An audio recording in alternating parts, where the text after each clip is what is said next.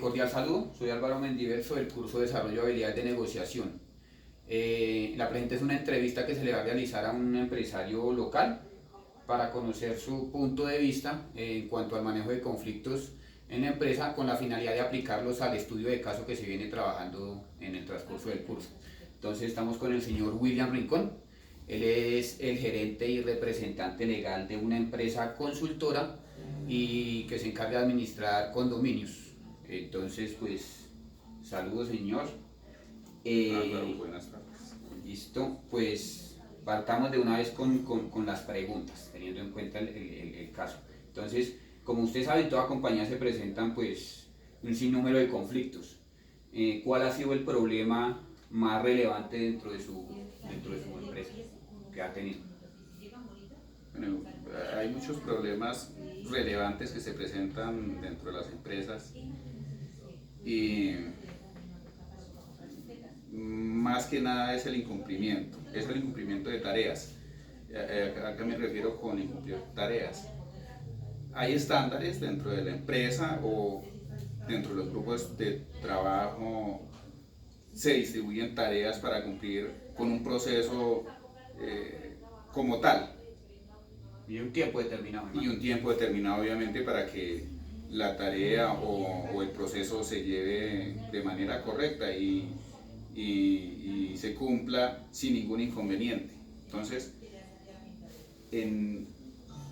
hay momentos en que los empleados o la persona, el colaborador asignado a la tarea, no cumple la tarea por diferentes motivos. Entonces, en los comités semanales, digamos que se va reuniendo o se hacen las reuniones de grupo de las diferentes áreas de la empresa y empieza a haber el inconveniente. Bueno, se dejó una tarea establecida para esta fecha, no se cumplió. Llega la siguiente reunión de grupo primario y no se cumplió la tarea, y llega la otra reunión de grupo primario y no se cumplió la tarea. Entonces son situaciones que en algún momento pues pueden generar, digamos, conflictos. Es el incumplimiento de las tareas. El incumplimiento de las tareas, como lo más grave, ok.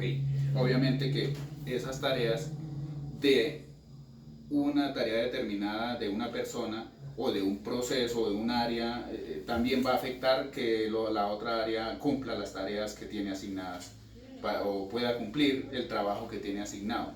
O sea, como que las tareas son interdependientes entre ellas, ¿cierto? Por supuesto. Entonces, si un área no cumple su tarea o no hace bien el proceso, va a afectar a la otra área.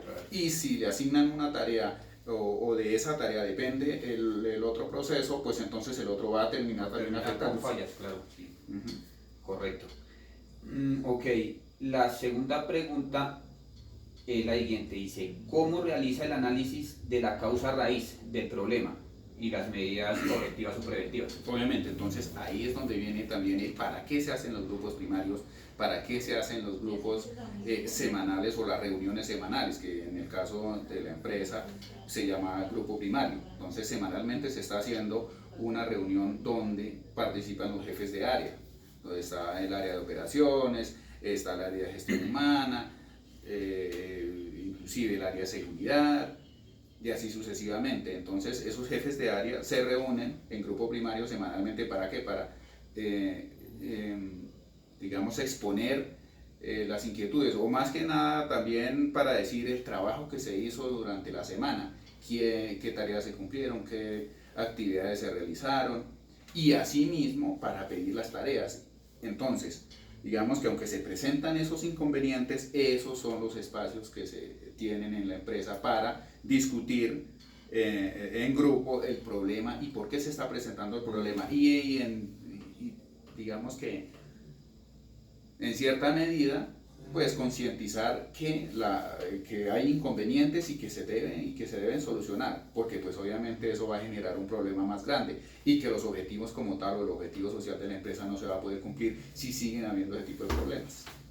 Ok, o sea, el análisis por medio de grupos Absolutamente, pues el análisis se está haciendo, para eso son esos grupos primarios.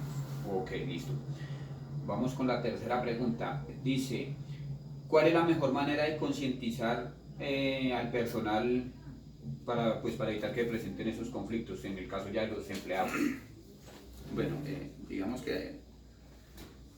eso depende también de los puntos de vista de cada persona.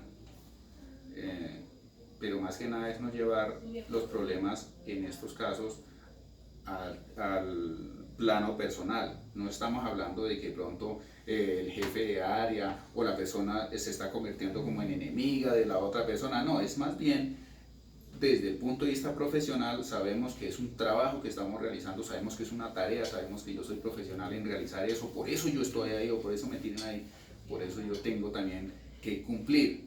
Entonces, pues, aunque es un inconveniente, digamos, que no se cumpla, en cierta medida a veces eso genera malestar, no hay que llevarlo al área personal, sino más bien tratar de darle un manejo mucho más profesional, llevar más bien un clima laboral un poquito más amigable, ser más familiar, o sea, cierta familiaridad también, aunque en algún momento si hay que tomar medidas extremas, pues habrá que tomar medidas extremas inclusive desde el punto de vista disciplinario, pues que uno no quisiera llegar allá, pero se deben tomar esas medidas, ese tipo de acciones. Pero en general es tener como un ambiente laboral un poquito más amigable, flexible, sin olvidar que debemos ser profesionales en todo lo que nosotros hacemos y que si nosotros tenemos asignada una tarea, nosotros somos líderes de un proceso, pues tenemos que trabajar al máximo para poder cumplir.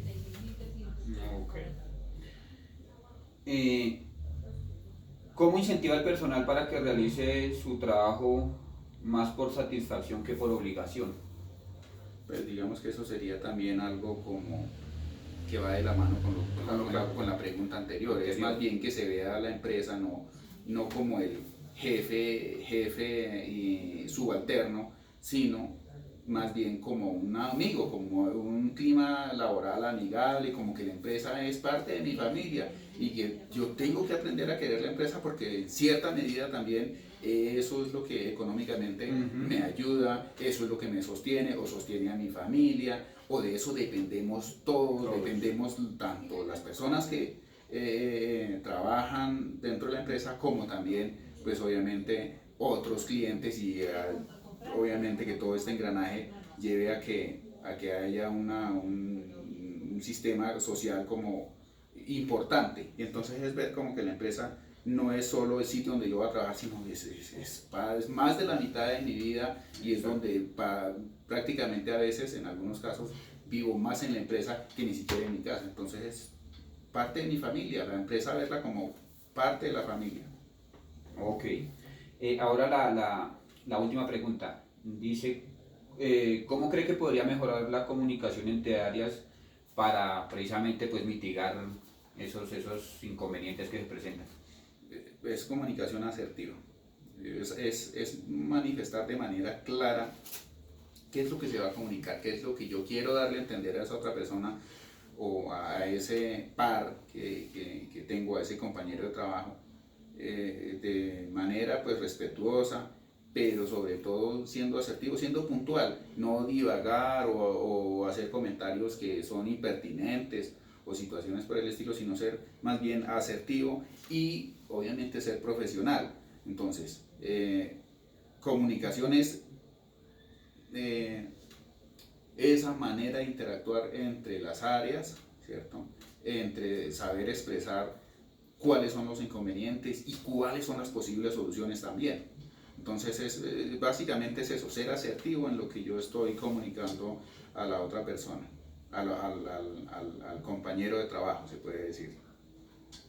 Ok, pues muchísimas gracias. Es un punto de vista pues bastante importante y que aporta mucho al trabajo que se está haciendo, teniendo en cuenta de que pues en todas las empresas se presentan conflictos y que hay que solucionarlos de una u otra manera, porque eso es no hay forma del correcto funcionamiento entre empleados y entre áreas, pues de eso depende que se cumplan los objetivos de la empresa. Y hay que solucionarlos o hay que solucionarlos. No hay otra. No hay otra, sí. Entonces, pues muchísimas gracias por su tiempo y por sus respuestas. Muchas gracias. Ok. Muchísimas gracias a ustedes.